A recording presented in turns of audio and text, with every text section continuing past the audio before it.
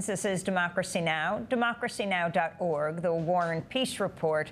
I'm Amy Goodman with Juan Gonzalez. And welcome to all of our listeners and viewers around the country and around the world. We begin today's show looking at the Philippines, where Filipino President Rodrigo Duterte has been overseeing a bloody war on drugs. Since last June, more than 7,000 people have been extrajudicially killed by police or vigilantes. Duterte has also suggested he might impose martial law across the country after first declaring it this week in his native island of Mindanao. While human rights groups have condemned Duterte, he has received backing from President Trump, who recently invited him to visit the White House. Human Rights Watch slammed the invitation, saying, quote, by effectively endorsing Duterte's murderous war on drugs, Trump has made himself morally complicit in future killings. Well, earlier this week, a transcript of the call of Trump inviting Duterte to the White House was leaked and published by The Intercept. According to the leaked transcript, Trump said, quote, I just wanted to congratulate you because I am hearing of the unbelievable job on the drug problem. Many countries have the problem, we have the problem, but what a great job you are doing, and I just wanted to call and tell you that. Duterte responded, quote, thank you, Mr. President. This is the scourge of my nation now, and I have to do something to preserve the Filipino nation. Trump then responded, quote, I understand that and fully understand that, and I think we had a previous president who did not understand that, but I understand that, and we have spoken about this before. On May 1, White House Press Secretary Sean Spicer was asked about Trump's decision to invite Duterte to the White House. Chris Coons said that the president is giving his stamp of approval to human rights abuses. Governor John Sununu, on the other hand, said this is part of the unpleasant things that presidents have to do.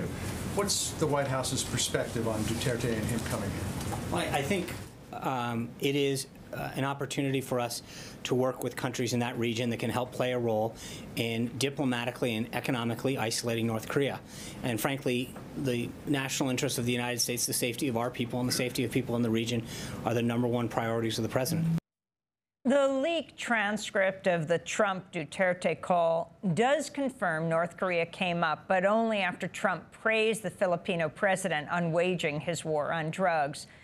During the call, Trump said, quote, we have a lot of firepower over there. We have 2 submarines, the best in the world. We have 2 nuclear submarines, not that we want to use them at all. Trump went on to say, I've never seen anything like they are, but we don't have to use this. But he could be crazy, so we'll see what happens, unquote.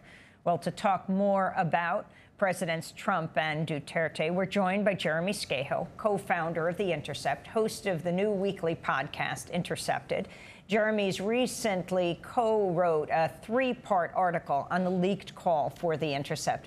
Jeremy, it's great to have you with us here at the Sky Dome, where the Blue Jays play, in Toronto, Canada, where we all participated in a forum on journalism last night. But talk about this really explosive expose that you did for The Intercept around Trump's phone call with Duterte. You know, first of all, just to establish what this is that we published, this was a transcript from a phone call that took place on April 29th between Trump and Duterte, and Trump initiated the call. What we published was a Philippine government document, a classified Philippine government document. So this was the transcript that Duterte's people made of his call with Trump. The reason I emphasize that is because after we published this, Matt Drudge put it at the top of Drudge Report, and so we had an enormous surge in traffic from many people who are supporters of Donald Trump. And we got bombarded, and Drudge got bombarded with a boycott campaign from Trump supporters who were saying whoever leaked this should be prosecuted for treason, and the journalists who published this should be put in prison, which echoes what we know Trump has sort of suggested in meetings most recently to James Comey right before he fired him, the idea that journalists should be arrested. This was not a U.S. government document. Also, people were saying, oh, this is proof that Obama left the White House bugged. That, it's like they don't understand the basic fact of when 2 foreign leaders are speaking, there's 2 sides to this conversation. So there we have it. We have the phone conversation between these two. How'd you get it? So, well, we're not going to talk about sources or methods, as the U.S. government likes to talk about. All we'll say is that we obtained it, and both the White House and the Philippines government, the Philippines government validated that it is a legitimate document. The White House said that the transcript was accurate. Now, what does that leave us with? Well, it leaves us with the fact that Donald Trump begins a phone call with Rodrigo Duterte, who is one of the most unrepentant, murderous heads of state in the world today, openly brags about how he'll give a pardon or immunity to people who extrajudicially kill anyone involved with the drug war. And the dominant perception and the way that this is portrayed by Duterte's people is that they're just going after narco traffickers. In reality, many drug users have been assassinated as part of this campaign. Duterte actually enjoys a pretty wide base of support in the Philippines, and he kind of mixes in anti-imperialist, anti-colonialist rhetoric with these very harsh policies. He also is one of the few heads of state in the world who will, he regularly swears. I mean, he called Barack Obama things that I can't even say on this program, the son of a, and then referenced his, as though Obama's mother had been a sex worker. I mean, he's, calling the president of the United States and saying, I'm going to divorce the United States and orient myself toward China and Russia. And he said that under Obama. Because Obama's administration criticized the tactics that Duterte was using, the kind of paramilitary gangster tactics that they were using. And I think the most, not astonishing, but the most relevant part of this is that Trump knows all of that and in fact views that as a positive thing. So he calls Duterte and says to him, Rodrigo, I just want to congratulate you for the amazing job that you're doing. And the reason that we know it's not just kind of generic platitudes is because Trump himself references in this call the fact that his predecessor, Barack Obama, had said the obvious, which is, this is not right, the way that this is being handled. And, the Obama administration had a very hypocritical record on human rights. But as Alan Nairn has pointed out before, hypocrisy has some virtue in the sense that at least you're able to call them out on it because they say one thing but mean another. So the bottom line is Trump calls Duterte and says, great job, amazing job. Obama, he didn't get it. I get it. You have our full support. You're a good man. Jeremy, I wanted to ask you, almost as shocking as the call and the congratulations from Trump was the other part of the discussion about North Korea and Trump revealing to Duterte and obviously to lots of folks in the Philippine government about nuclear submarines of the U.S. that are off the coast of North Korea. Right. I mean, well, first of all, we know that Trump still continues to use an insecure cell phone that he tweets from and has brought that cell phone to the table on classified discussions about North Korea. He did it when Shinzo Abe was at Mar-a-Lago with him, the Japanese leader. There were photos of Trump's cell phone.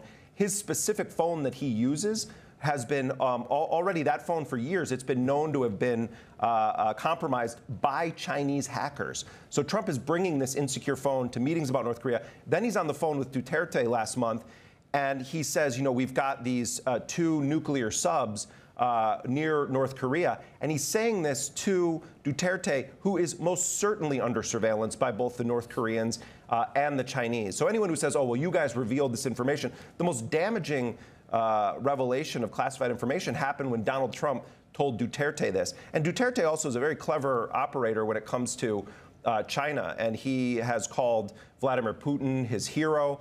But the most newsworthy aspect of that is that, and I felt bad for you, Amy, having to read those quotes from Trump, because when you actually read his words and you're not Trump, it sounds like the garbled mess that it actually is, because you don't have the inflection and you're not sniffling and all these things. But Trump tells Duterte about these submarines off the coast, and he says, we've got so much more firepower than North Korea, at least 20 times more.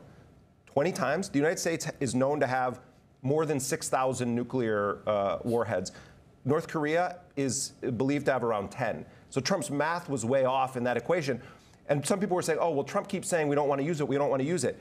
That's not what's significant. What's significant is that Trump says this is a madman. We don't know what he's going to do. We'd prefer not to go to war, but who knows?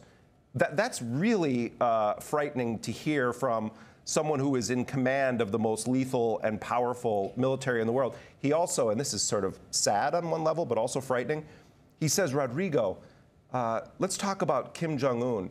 Is he stable or unstable? Huh? I mean, why is the President of the United States asking Duterte about if Kim Jong-un is unstable? A man whose own stability is in question, Duterte. Right, yeah, of course. But this is three madmen that are in this equation: Trump, Duterte, and Kim Jong-un. And I really don't know which of these three people is a sort of greater threat to civilization. I mean, it's probably Trump, but it's, you know. Let's go to some of the clips of Duterte in his own words. Last September, the Philippines president likened himself to Hitler. Hitler massacred 3 million Jews. Now, there's a 3 million drug addicts. There are. I'd be happy to slaughter them. At least, if Germany had Hitler, the Philippines would have. But, you know, my victims, I would like to be all criminals. Last fall, Duterte called then-President Obama son of a whore and warned him not to ask about his so-called drug war. I am a president of a sovereign state, and we have long ceased to be a colony. I do not have any master except the Filipino people. Nobody but nobody. You must be respectful. Do not just throw away questions and statements. Son of a I will swear at you in that forum. Before he was elected, Duterte admitted he was linked to a death squad in Davao. He spoke on a local TV show in a mix of English and Visayan. Me, they are saying I'm part of a death squad. So how do you react to that? True. That's true. You know, when I become president, I warn you, I don't covet the position. But if I become president, the 1,000 will become 50,000. I will kill all of you who make the lives of Filipinos miserable. I will really kill you. I won because of the breakdown in law and order. Meanwhile, in December, Duterte boasted about having personally killed criminal suspects when he was mayor of Davao City. The Manila Times reported he told a group of business leaders in the Philippines capital, quote, "In Davao, I used to do it personally, just to show to the guys that if I can do it, why can't you?" And I'd go around in Davao with a motorcycle, with a big bike around, and I would just patrol the streets looking for trouble. Also, I was really looking for a confrontation so I could kill. Jeremy, I mean, these comments from a president of the Philippines. Right. Well, I mean, you know, those, of course, are of a more serious nature than the kinds of things that come out of Donald Trump's mouth. But they do have that in common, where, you know, they'll just sort of say what they're thinking, and in a way, it's refreshing, I guess, because most world leaders try to cover up the uncouth actions that they're, you know, taking in their countries. What I think is really significant for people to understand is that in the Hitler quote, where Duterte is saying, you know, Germany had Hitler, and you know, he underestimates the number of people that Hitler killed. You know, he says 3 million. But he doesn't say we have 3 million narco traffickers that I want to kill. He says we have 3 million addicts. And that's the point here, is they're not going after the kind of, you know, Chapo of the Philippines. Many of the people that have been killed are rank and file victims of a drug culture, and that's who's paying the heaviest price for all of this. I want to ask you about something else in those transcripts. The short discussion between Trump and Duterte toward the end about China and Xi Jinping, the president of China, that Trump said, "Oh, I met with him in Mar-a-Lago. He's a really good guy." You know, this is after months and months of Trump's China bashing here and during the political campaign. All of a sudden, he seems to indicate that he needs to rely on China. China is the critical country in being able to keep North Korea at bay. Well, and you know, that has sort of, you know, under Obama, they called the policy on North Korea strategic patience. And I think that all serious observers of Korea politics and the history of Korea know that the North Korean regime is largely dependent on China for basically its survival in many ways, in addition to the smuggling and organized crime that the North Korean regime is involved with. But on a tactical level, Trump spends a couple of days with Xi Jinping at Mar-a-Lago, and then he's saying to Duterte, oh, we've got to get the Chinese to solve the problem. And Duterte's like, oh, yeah, I'll give him a call. It really shows how out of his depth Trump is, as though he just heard, oh, maybe China could do something about this. I mean, it's frightening when you're talking about the presence of nuclear weapons. China plays the United States like a fiddle all the time in international relations. We just have 30 seconds before we'll go to break, and then we'll also be joined by Glenn Greenwald. But so Duterte is coming to the White House. Is that clear? Well, Donald Trump, says to him, anytime you're in Washington, come by. I would love to have you in the White House. After we published this, Senator Lindsey Graham, said that he may join with Democrats who are calling for Trump to postpone that trip so that they can discuss these issues. And I mean, I do think that what's interesting. He just declared martial law in the south of the country, Duterte did, and he's doing it in the name of fighting terrorism. That part of what Duterte is doing has long been aided by the United States, the Joint Special Operations Command, the CIA, military intelligence. The U.S. has poured resources into the Philippines in the name of fighting Islamist rebels. Duterte is now adopting that rhetoric, just like Bush and Trump. Obama had different terms for it, are talking about this fight. In a way, it seems as though Duterte is outsmarting Trump in terms of how this is all playing. Jeremy Scahill is going to stay with us, co-founder of The Intercept, host of the new weekly podcast, Intercepted. His most recent piece will link to Trump called Rodrigo Duterte to congratulate him on his murderous drug war. You're doing an amazing job. Jeremy's books include Blackwater, The Rise of the World's Most Powerful Mercenary Army, more recently, the assassination complex inside the government's secret drone warfare program. This is Democracy Now! Back with Jeremy and Glenn Greenwald in a moment.